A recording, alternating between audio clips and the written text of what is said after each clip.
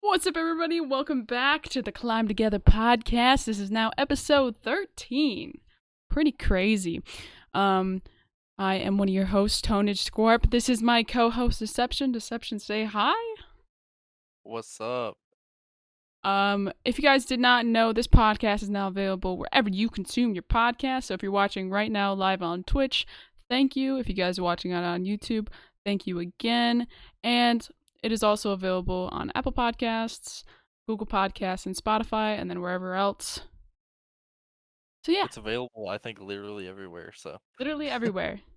So if you guys want to see like a more, if you guys want to see like the chats from the live, either watch the live or watch it on YouTube if you're listening elsewhere. And if you don't feel like watching the chats and you just want to listen to it elsewhere. I don't know. That we'll clean that up as time goes, I think. Not the point. But we have a lot to talk about today. I was a little late, had some things to get done, so we're gonna just jump right into it. Get into it. Season 2 dropped of Call of Duty on Monday. yep, Valentine's Day, if you guys were wondering. yep. So, do you want to kind of talk about how you feel about it? I mean, I definitely, I there's not like a lot on the Vanguard side yet because ranked play hasn't come out. It comes out tomorrow, which is Thursday, February 17th for people listening from the future. Um, but yeah, ranked play hasn't come out yet. So really, the only new things in Vanguard is the two new maps and the two new guns. Uh, I haven't really like had time with the new maps, but I've definitely had time with the new guns, mostly because I've been playing Warzone. And the biggest part of season two that has been a good change is Warzone. I mean, basically all of the quality of life changes they made were really good. Um, adding stuff like the redeploy balloons were really sick. Those are fun. Um, and just the way Warzone feels now compared to how it felt, last season and since Caldera dropped, it feels a lot different. I enjoy it. Me too. And I actually, one thing is I want to point out is I actually like the new maps. Even though Hunter says he doesn't, I do. And here's why. I mean, Gondola really is a one-lane map. I don't It know. really I is. don't know what they were smoking when they said that's a three-lane map. But this is why I like them. Okay, last night I put it on 24/7 hardcore. I got so many long shots done. Yeah, that's exactly why you like them. Like, it is perfect for grinding camos. You just sit there and everyone goes for long shots. Well, not everyone, but most people go for long shots on that map anyway. Especially in hardcore. It is such a good map to do that in. I'll have to try that Because you because just I kind haven't of really sit played. there. I've There's a played like couple one spots game too. of Gondola. There's like a few spots too. There's not just like one spot where you can get them. There's a few spots where you can just sit and get long shots, and Gondola's better for it than Casablanca, but I've heard people talk a lot about Casablanca on the competitive side. Now, I don't know, I don't know how much merit this has to it. I don't know if the pros have practiced it or whatever. But I've seen like the hard point rotations. I've seen the control spawns. I've seen the bomb sites for S&D. And I mean, I don't know how control would play on the map, but it looks like hard point wouldn't play too bad for the map. I mean, it might be, I mean, anything's better than something like Bocage or whatever, but I don't think they'll take Bocage out for entertainment. Um, but it looks like Gondola might be okay for hardpoint, and it definitely looks like it might be viable for S&D. If we can switch Casablanca with Desert Siege, we will be having a good time for sure. yeah, you think so? I don't know. I feel like on Casablanca S&D might be pretty good, so we'll see. I don't know. I kind of want to see the. I haven't really like seen anyone play on it yet. I've only done the twenty four I don't know if seven. the pros have Uh, practiced it. I mean, I've just I seen don't like know. some people talking about it. Personally, I've had good experience with it, mainly because of the long shots. Like, it is a camo grinder heaven. So you can cut every hill from top mid in Casablanca with an AR if um I don't know. Like I haven't played it enough, and I don't know if like pros have played it, but we'll see. Yeah, I I mean, just want them to add some maps, like, even if they just take good comp maps from, like, World War II and throw them in well, the thing is, the it's a game, really like these are really like pretty. I mean, Gondol's a pretty big map. Casablanca not so much. I mean, it is still pretty big, but it's just I think you give it a couple weeks of like playtime and like strat figuring out, and it might be viable. It might not. It's one of those things you're gonna have to like wait on. You know. I don't know, like, I just hope there's more. I don't understand why they made, like, I don't understand how they supposedly really support competitive and they want competitive to work in this game, but they made 16 maps and, like, 4 of them work for competitive. Yeah, it's kind of part of my link, but it's not great. Um, I don't know. I mean, personally, I like the maps, but I don't think they really. I need next season. I need them to drop like two. They really need to like regain themselves a little bit and like drop two really good maps for competitive because right now the I maps we just have are wanna see just. London docks from World War II. That was a good That would map. be a That was good a good that map. would be a good S&D map, that'd be a good hardpoint map. I don't know about Control, because Control can the funny thing is Control was leaked as a mode in World War II, but it never came. Mm-hmm. But I don't know about Control on London docks, I couldn't tell you. It depends solely on where they put the control points. Mm-hmm. But S&D and hardpoint, easy. That's easily getting thrown in there. Oh yeah. I don't know. There's no shame in bringing back old maps, especially when the new ones are trash. All I'm saying. Yeah, I don't understand that argument. Um I don't understand the whole thing of, oh, let's bring back all the old maps because they're so good. Then you bring back all the old maps, and everybody's like, no, we want new maps. Why are you bringing back all these old maps? You should try to make new maps that are the same. Well, they make new maps that try to become the same as the old maps, but they're terrible. Much. It's like, It's it's a like, what do you lose lose. expect? We want. I mean, I would love new maps, but at the same time, I would love new good maps, but they just can't do it. yeah. Why that is, I don't know. I don't want to know. Like I said, I would say the last I would say the last new good maps that they put in COD is probably like World War II BO4 maps, like London Yeah. Docks, Hacienda, maps like that. Raid and standoff should just be a guarantee in comp for good maps. Actually, yeah, I love raid. Honestly, like I'm down. I've said it before. I'm down for the proposal that X made. I think every developer should just look at their 5, 6, 7, 10, whatever the number is, best maps, and just throw them in for comp in every game. Either Like, that every or like Treyarch game, we should have standoff, raid, firing range, fringe, make that work for boots on the ground, like, you should just put all these maps in every game for competitive so we can run it on those maps without having to worry about playing new maps that could or could not work. Well, my thing is like I do want new maps. You know what I mean? But at the same time, it's like looking at it from like like just like a casual player. I do want new maps. But at the same time, it's like, okay, these maps kind of are crappy for like competitive, right? So I think one thing that they could do is they could take these older maps, right, the best maps for competitive and everything like that that people love, and make maps like the maps kind of set up similar. You know what I mean? So they're not like exact copy paste, but like they're like, you know, kind of the same They're, like, kinda route, the like same, but, same they layout, little different changes here and there, just to make it new. But I feel like that well, would that's work kinda better like than what a they're lot of doing. people are thinking that that's how what they did in Cold War because, um, I don't know if you've seen this, but I saw it a bunch of times and it kinda makes sense. When you look at Apocalypse in Cold War, it is basically laid out the same way that, Hackney Yard in Modern Warfare is. It just feels different. Well, I mean, Like, it basically has the same layout, it just feels a little bit different which because is, I mean, it it's not necessarily a bad thing. I mean, if it's a good map, I mean, if they could do that with a really good map, like a raid or a standoff, it'd be great. like It's if kinda they like took, because when raid I is look at, like, not. when I look at, like, something that has a different layout or the same layout but feels different, it's like Fringe and Standoff. Fringe and Standoff basically have the same layout, They just feel different, but they're both really good maps. What I think is like if they took Raid. The thing is, Raid doesn't kind of fit like with the World War II. It's more like like current futuristic type map, right? So if they kind of like Yeah. took Raid and made it World War II, not as futuristic as it is, then it would work. You know what I mean? I mean, if you look at what they did with Raid and with Empire in BO3, Empire was just a Raid reskin, but it was like a Roman reskin. Like it definitely did not look extremely futuristic, and it was still a good map.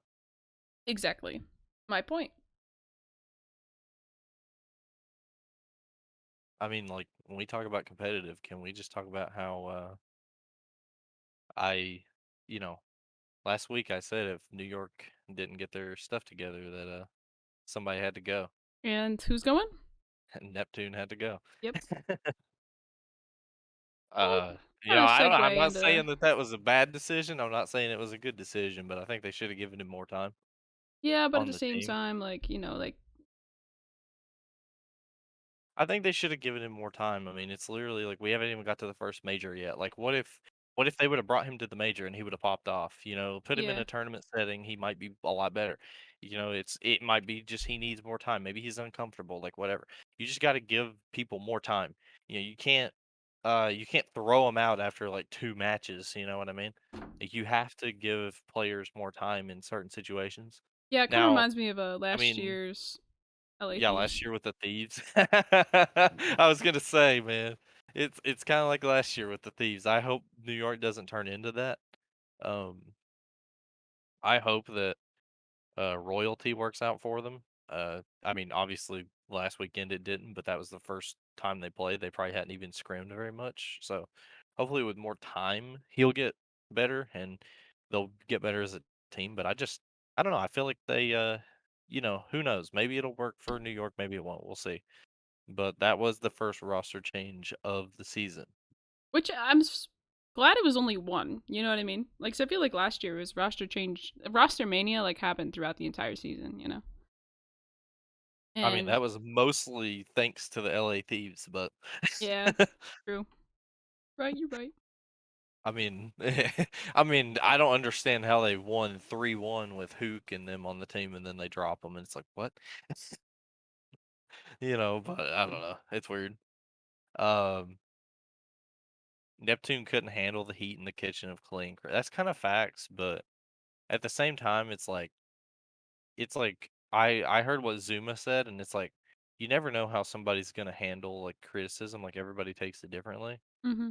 And it's not like Neptune is like soft or anything like that. It's just, maybe he just felt uncomfortable. Maybe his confidence was shot after Clay and Krim got on him really bad, and that's why he wasn't playing well. It's like who knows? Well, and at the same time, like you need like a team that can take each other's criticism.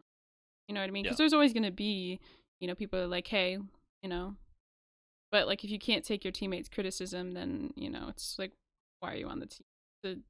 The chemistry thing. Yeah, it's definitely a chemistry thing. It's like, like you got to build chemistry and you got to take the time.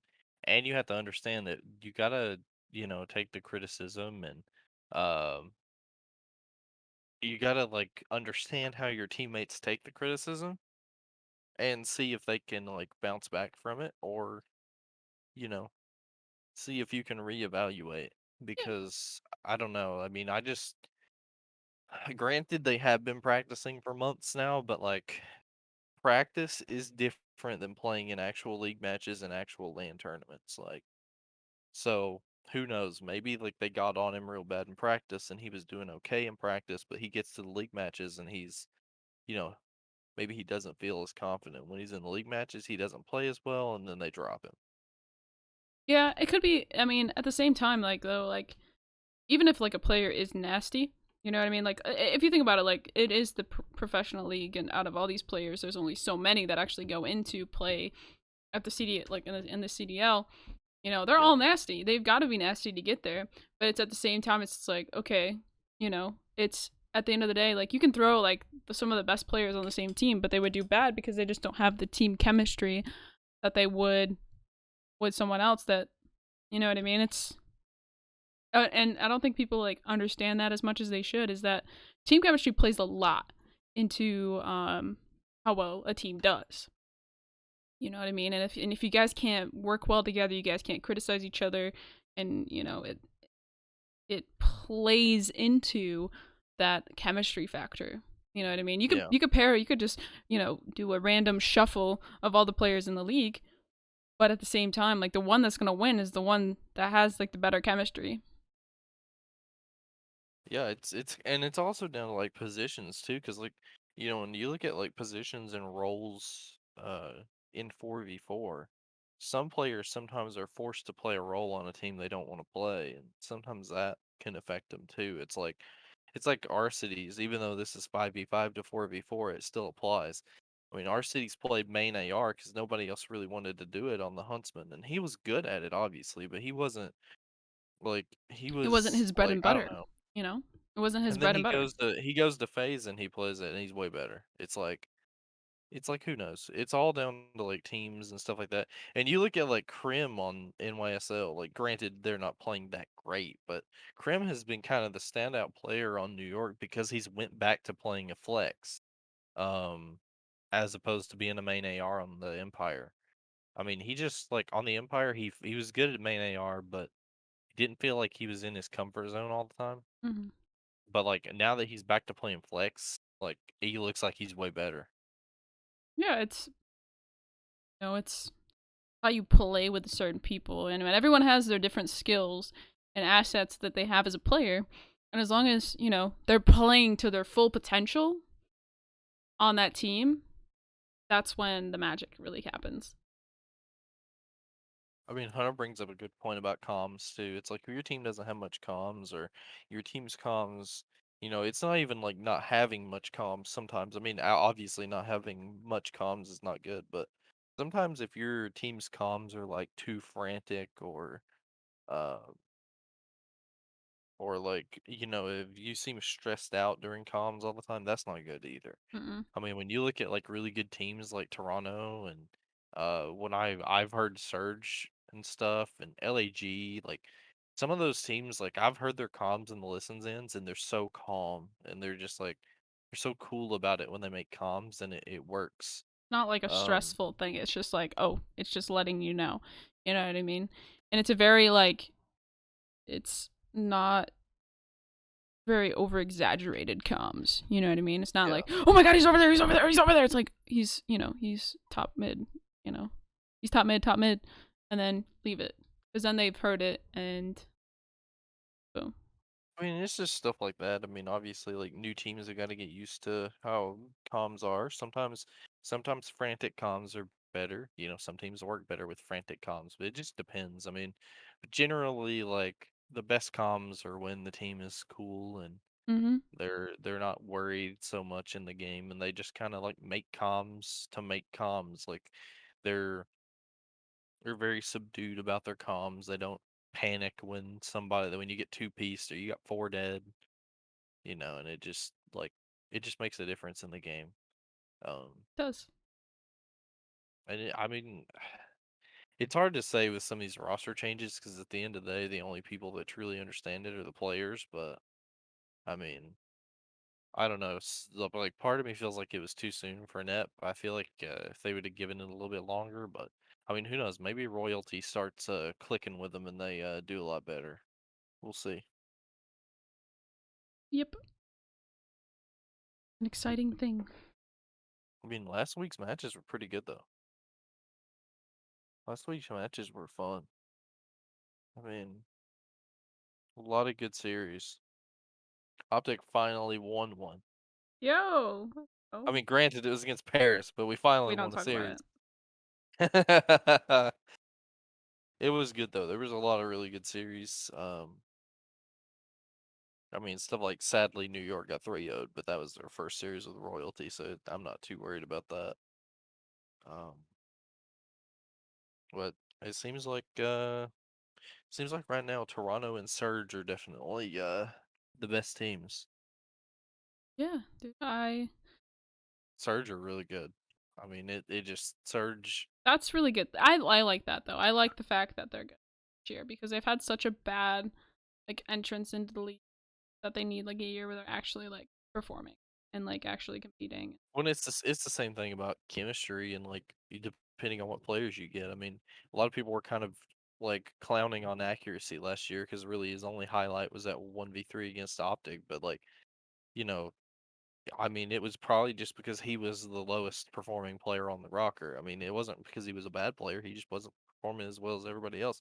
Mm-hmm. And now that he's on a team like Surge, where he's like leading them, and they had Mac, who also was kind of shut out after he got dropped off of New York. Now they've teamed up with Sib and Pred, and they're a nasty team together. Like they're all performing really well now. It just like it's all about Love to what see it. teams you get. I love seeing Surge dominate. To be honest, like it just kind of felt bad watching them get destroyed every Every match for the single last 2 years. time, bro. It's Sib the should have same been thing the with year. LAG too. Like, granted, LAG aren't as good as Surge, but they're a lot better than they were last year. And I see people in the COD chat tweet like they're like LAG lost another game, and then they like go dethrone a team, and it's like, oh, they're not so bad anymore. Exactly.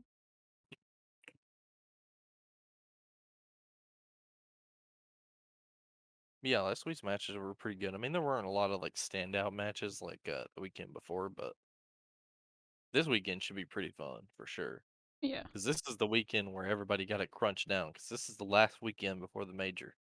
Yeah, and Like then this this is is like when this will define like their seating going into the major and how they do like because it does matter like how I mean at the end of the day it does matter how you perform at the major, but at the same time like getting a better seating going in will help you in the long run. it'll help you in the bracket and it will help you um in general because it's like you want to be in top 8 because you're going to be winners, but even if you want to break it down from there, you would like to be like top 2 or 3 because then you get the worst teams of the top 8 to Yeah. play against. So you have a better chance to make it out. But at the end of the day, I mean, I wouldn't be surprised if just any random team could make it to grand finals and all that this year because it seems like almost any team can be beaten this year. Yeah, and the thing is like last year especially like it was just phase, maybe another team here. That's kind of like ruined the league a little bit, you know what I mean? Because you went in, you're like, oh, phase again, phase again. Now it's just like I have no It just like it kind of idea. got boring watching FaZe and Empire or FaZe and Ultra play every grand final. Yeah, and now it's just like, oh, we have some variety. Is going to be interesting. Yeah, and the thing is it's not even that FaZe made roster changes and they're bad now. It's like every other team is just better. Matter of like, oh, this team competitiveness of it. I mean, really, like the only two teams that are truly struggling are like Paris and New York, but But we kind of saw Paris struggle. Paris. I mean, Paris, they're better than they were in the past, but that definitely doesn't mean they're still not a bottom 4 team. One of the teams that I was kind of surprised that was struggling was like Florida, because like I'd heard good things about when they would play scrims, and I had heard, um, and obviously they played kind of well in the kickoff, but they have not been playing very well at all. Um, I like the competitivity though. Even with those teams, Competitivity, that's a good word. I don't think it's a word, but It's a word now. it's a word. It's a word in the ToNage dictionary. It's a word now. It's a word. Paris should pick up Nep. Oh, could be. That's not a bad point. It's just who would they switch out? I'm voting Temp. Yeah. I didn't like Temp. I've never liked Temp. I just think he's too full of himself. I don't know. Temp is weird, but I think he's just too full of himself, personally. he's not that good either. Mm-hmm. He's had so many opportunities with good teams and never takes them. Never does well. Just thinks he's all that and doesn't. Like, you can think you're all that, right? That's fine. But if you think you're all that and you don't, like, show it, it just looks bad on you. Yeah, it's like I saw this interview it was just a funny clip of Maniac reacting to it. But there was this guy on Xset's Halo team, and he literally was just saying like, "I look at all these guys, and I just know I'm better than them." He was like, "I know I'm the greatest Halo player of all time," and I'm like, "How did your team do at the Anaheim event?" Probably not great. I don't think they made it very far. I don't know. It's just ego is a very big thing in esports. People having egos. It's a very I think a prominent lot of thing. that just comes down to everybody being kids. I mean, all these like everybody that usually has the biggest egos are like the 18, 19-year olds that Yeah. like that are coming in the league thinking they're so good.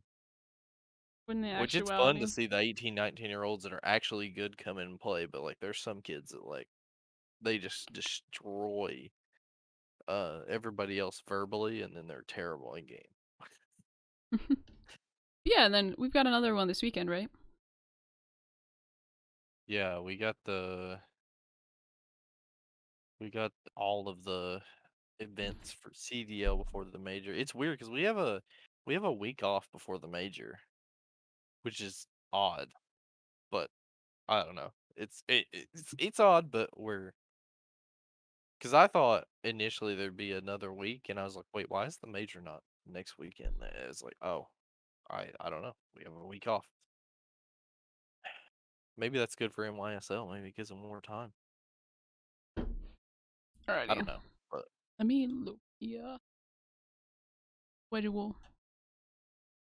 Alright, so qualifiers are this weekend, right? yeah, February. Yeah, the 16th. So 18th I'm to looking the at it up now. But 20th. yeah, Alrighty, let's take a look see here at this weekend, and we'll do kind of a little bit of a who's gonna win what and go from there. So first matchup on Friday will be at 3 p.m. It'll be LA Thieves versus Paris Legion. I'm gonna take LA Thieves on this one just because Paris. that's gonna be like a 3-0 or a 3-1. I don't know if Paris pushed them to game 5. I highly I doubt might it, take like an S&D off of them, but I but don't think it's gonna be. 'cause the only thing Paris are good at is S&D, really. I don't think it's gonna be like that much of a. It's gonna be one of the shorter matches, right? And then at 4:30, we have FaZe versus Minnesota, Atlanta FaZe versus Minnesota Rocker. Probably gonna be like a phase 3-1. I could maybe see Rocker taking it to game 5, but we'll see. And then the last match on Friday will be Toronto Ultra versus Optic Texas. God, I really hope we beat Toronto. Yeah, I We really hope haven't beat Tech Toronto since wins. stage 1 of last year. We haven't beat Toronto since this time last year. So hopefully I want Optic Texas to come out of this one, but Toronto Ultra has been looking really good. I mean, But Optic has to come out of it with a win if they wanna have a good seeding if going they into the wanna major, make yeah. it to top 8. I mean, they could maybe make it to top 8 if they're 2-3, but if they're 3-2, that's a top 8 lock. Yeah. And then first match on Saturday is Seattle Surge versus Florida Mutineers. That's probably gonna be like a 3-0. Seattle Surge. Mutineers are probably gonna get smoked. Yeah. And then the next match on Saturday is New York Subliners versus Boston Breach. I could easily see that going to game 5 again. Oh yeah. Easily. Who do you think is going to take it though? I don't know. I feel like Breach will take it this time. I mean, NYSL took it the first time at the kickoff, but with Royalty being so new, and I don't know how much scrim time they've had this week. Yeah. I think Boston Breach probably will take this one too, just because of the trade. And then the next matchup will be the Minnesota Rocker versus the Los Angeles Gorillas. I think Minnesota Rocker is going to take it, but I don't know. LA Gorillas has been playing pretty nice lately.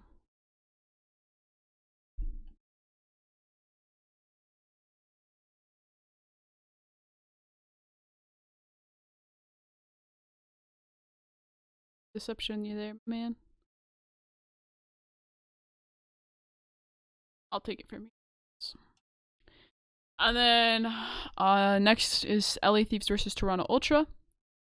I think it's gonna go to Toronto Ultra just because of how well they've been playing. And then Ravens versus Seattle Surge is gonna go to Seattle Surge, I think. And then yeah, his internet went out. So LA Thieves versus Ultra.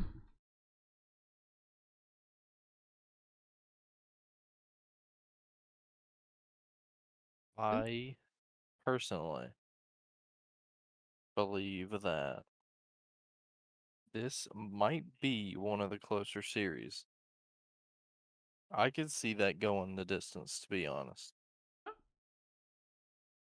I could see it. I think Ultra's gonna take it though. In the end. Yeah, I think Ultra are a little bit better at S&D than Thieves are. Who knows? And then moving on to Sunday, we have 3 matches on Sunday as well. Ooh, 3 and 4 and 3. Damn. On Sunday we have London Royal Ravens versus Seattle Surge. I think Surge is gonna take it, low key. I think Surge will take it, but it'll probably be like a 3-1. London are really good at S&D. I mean, London are good in general, but like I think Surge are better at respawn, but London are really good at S&D. So if it does go to a game 5, it might be taken by London Royal Ravens. It just depends. And then I we don't know. I have feel like the Surge have more ice. I mean, how many times is accuracy clutched in game 5s this year already? true. So you can't beat that man in game 5. And then we have Boston Breach versus Optic Texas. I mean, this should be an Optic Texas blowout, but I don't know if they've got their stuff together fully yet. So I wouldn't be surprised if this might go to game 5 too. Yeah, I think this is one of the ones that could go either way, personally. Also, I've never really noticed this, but they have very similar logos. Boston Breach and Wow, Optus. how much have you looked at the CDL logos? Not very much. Been slacking, my man. And then the last match of the weekend will be Atlanta FaZe versus New York Subliners. I think that's gonna go to FaZe. I don't think that's gonna be that much of a contest. I feel like FaZe might just 3-0 them and send them home. Yeah. I think that might just be a quick one. Yeah. All right. I want to talk about this. I didn't really run it by you, but I want to talk about it real quick. So, speaking of FaZe, so I think we should kind of cover this because I think it's going to be very important to the climb together aspect of it all. Yeah. So this past Valentine's Day, the submissions were closed for phase 1. I personally entered. It wasn't for like anyone else other than myself. So if I make it, I make it. If I don't, I don't. But it was more like I need to do that for myself because I've really not been doing much as far as creating lately because I just haven't had the time. There's a lot of people that entered. Oh yeah. And so it's going to be interesting to see what kind of creators they pick and what those creators do once they make it into phase. And how it goes because what that creator does when they make it into phase or even the top 100 or top 20 for that matter. It's going to be an interesting thing to follow and I think we should kind of like touch on it a little bit just because it is a really really big thing going on. Whether you like FaZe Clan or not. Does phase 5 or phase 1 or whatever kind of recruitment challenge they decide to do, it's always a big thing. Everybody goes for it. Most people go for it and it's just like one of those things. It's like a really good opportunity, whether you want to be in phase truly want to be in phase or not, like it's one of those things that like it pushes you. It's one of those like it pushes you to be better, it pushes you to create better, and it's a really cool thing to see because I've been seeing a lot of like different submissions and a lot of these people have really stepped up their game, like because I watched a lot of them last year as well, a year and a half ago with like phase 5 and a lot of people have really like stepped up their game and it's gonna be a tight competition like Yeah. but the thing is like phase did it differently this year. So when you like submitted your video, you actually had to go onto the website and sign up there and use your code to submit your video after that so that they have that and no one really gets lost, you know what I mean? Yeah. So I think I think right there will be. If they started doing that with phase 5, it would definitely go over better. Yeah, but I think that way it's like okay, people like have that, oh, I know my video is going to get watched type deal and they can't just be like my video didn't get watched or they didn't look at mine because I feel like there's probably people that said that. You know what I mean? Yeah. I mean, me personally, I went into like people in FaZe Clan. They review these videos. They're like, "Hey, who went for phase 1? I'm reacting to them on stream right now." And they do that, and I participated in it. And I was like, "Yo, watch mine. Give me feedback." This year I don't think I'm gonna do that, just because of the fact that like I did that video for me. Like it was more for me than anything else. Um so I don't think I'm gonna like go and do that. But if you guys did submit for phase 1, I highly recommend. I know a lot of different phase members, you know, even in like the phase clan Discord, they'll sit there and watch your videos too. So I Yeah. highly recommend having people just look at your videos, even if you don't make it to the top 100. They'll give you great feedback. You know, you can be like, hey, like what could I have done better, or you know, what would you know, and they'll tell you. This is one thing that I like about you know, especially with this, you know, recruitment challenge and stuff like that. Like they have that climb together like mindset of like, hey, like I'll help you out. Like I'll give you some things that like you can do better next time, or just do better in your content in general. You know what I mean? Yeah. So I highly recommend, if you went for phase 1, to do that. It is worth it, whether you make Yeah. it into, you If know, the they do next phase stage or 5 not. later this year, or if they do phase 5 next year or whatever, I'm definitely gonna post a video for it, because I'll probably have everything I need to make a super good video for it by then. Yeah, like I personally made 2 phase 1 videos this year. I did my own, and then my homies. I stayed up until freaking like 2 o'clock in the morning Sunday night and finished it for her. So you know, it is a grind. Holy shit! It's Tom. What's up, Blood Axe? What's up, Doc? God, Um, let's go. but yeah. So like, if you guys went for it, I highly recommend that. And if you guys didn't go for it this year, go for it next year, or just like kind of like watch. You know, because I mean, the thing is like, there's so many creators that went into this. You know, some of them are gonna have something that's similar to you, and if you even like, if you see that like, you know, Phase Clan members are reacting to them and you didn't enter, go and watch them anyway, because it's like, it's one of those things you can kind of you can kind of learn from other people's criticism, and kind of take that and apply it to yourself. Obviously don't copy it, but I mean, you could if you Yeah. wanted to, but like obviously don't like be like, I'm gonna do exactly what they're doing. No, like apply it, like apply That's some not of a good the idea. so apply some of the like the information that you receive, and then apply it to your own channel, and I think that will be like a really good thing for you personally. I mean, I know that's what I'm gonna do. That's what I did last year, like because of phase 5. Like that's why I started doing like cosplays and this podcast, and I got a new camera. The main, like literally right after the phase 5 thing, one of the members of phase was like, yo bro, your camera shit.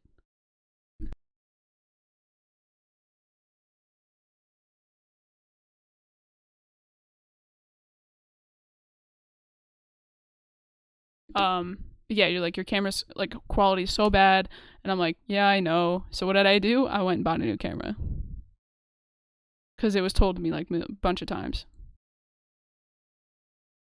Yeah. I mean, stuff like that. I mean, that's why when I do a video for like a phase 5 or a phase 1 or whatever they end up doing the next time, like I want to make sure that it's as best as it can be for the time, and look to see like how I can improve on it Yeah. in the future. So, yeah, honestly, like if you guys didn't, even if you didn't go for it, you know, check it out. You know, watch it, see how it goes. It is a really good thing to learn from. Yeah. I'm excited to see who makes the top 100. I don't know when they're gonna announce that, but I don't know either, because they have to go through all the submissions. Like last year, it I would took them assume over it'll like a probably be month and a like a half. month or two. Yeah, it took them like a month and a half at least to go through all the submissions and pick the top 100. And the thing is I think there's even more people that entered this year, so it'll be Well, that's interesting. the thing. As long as they keep doing these recruitment challenges, more people are going to enter, because they see all these people that they would have never expected to be in the top 100 that make it, and they're like, "Oh, I can do that now." Yeah, and the thing is I think they have like a team to do this, right? This is what I think that they're doing. I don't know if it's true or not, but this is how I would do it. Right? You have a preliminary team of like just regular members, right, that watch these videos. And then they're like, then they send the ones that are like, you know, like the best ones up the chain. You know what I mean? Like I'm Yeah, guessing like they probably I can watch see that. as many as they possibly can, but like that way, it's so like they can watch as many as they possibly can, and these members can, have their input and just really like find the best ones and in a faster and more efficient way. Because a lot of these creators, like they've been doing this for a while. They know, what's good and what's not. They know Yeah, what raw content talent is and what raw creativity is and who does it different. They know the people that just did it to do it and just kind of like threw it together in like a day, which I did do. I'm not going to lie. I did mine in like 24 hours. But I had the idea in my head already. It's not like I sat down. I'm like, hey, what do I do? I mean, but at the end of the day, it doesn't matter how if the production is good and the video is good, it doesn't matter how long Yeah. or how impromptu the video was. Yeah. Some Like, people would make a random video and it'll pop off and they're like, "Oh, I didn't expect that." yeah, it's like one of those things. It's like they can tell when people kind of like didn't put the effort in, and those that sat there and like really like took their time and like was like, put thought into it and really want it. And those are the people that's gonna move on. And the top 100, it's gonna be hard to pick. It's probably gonna be like less than 1% of those who entered. So I think the people that entered have my, like that's this first step, and I think it just entering is like it shows something. Yeah. But it'll be interesting to see, and I think we should kind of like cover it as it goes through because it is one of those things. It's like these people get an opportunity to climb to the top. Yeah. So, yeah. Yeah, I'm definitely excited to see who makes the top 100. If Tone and Kichi don't make it, I'll be highly disappointed. I think if I don't make it and Kichi does, I'll be perfectly fine. You wanna know why? Because I edited the video. That's all that matters to me, bro. Oh, dude, listen, I You edited just that get through video. face, you're like, "Hey, I edited that video." I was up it was Monday. I was up at 7 o'clock in the morning, and I stayed up till 2 in the morning editing. Like I was falling asleep in my chair. Like she better make it in the top 100, bro. She better make it. You know what I mean? You've watched it, right? Yeah, I Yo, watched it. isn't like the beginning like the funniest thing ever? Yeah. Her mom like said her mom like swore and she's like, I don't want that in there, and so I put like the goat screaming over it. We died laughing. Oh, it's funny. Oh man. Oh, it's so funny. But yeah, like I said, I'm just super excited to see who makes it. Hopefully some of the homies either make it or at least like get really good feedback and have an Yeah, idea that they are close. you don't get it. I'm writing. Thanks, Doc. You know what I mean? Like, but the thing is like I think that it's just one of those things. It's a goal, and goals are good to have because it makes you better, it pushes you to be better. And next time they do this, I highly recommend that everybody that possibly can enters because it is a really good experience if you fully involve yourself in it. You know what I mean? Go on these streams, have people react to your video because then not only if you don't make it through, um, like you get the feedback. You get this feedback from these big creators who have been doing this for years and years and years, and they have the secret sauce. You know what I mean? And they give it to you, and they're like, "Okay, this is The how you do it. secret sauce. The secret sauce." The secret sauce. So yeah, that's my 2 cents on that. All right, anybody have any questions? I don't know if you had any questions from last week on the podcast or not. I don't think we did. I think we had like comments, but I don't think we had any like questions.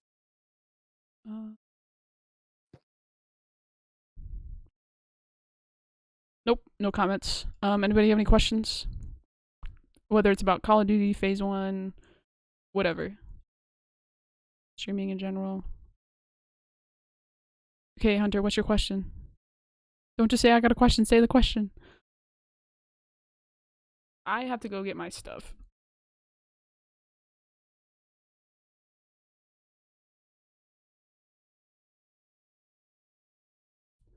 Remember the last time I asked a question, I asked if anybody had questions like this.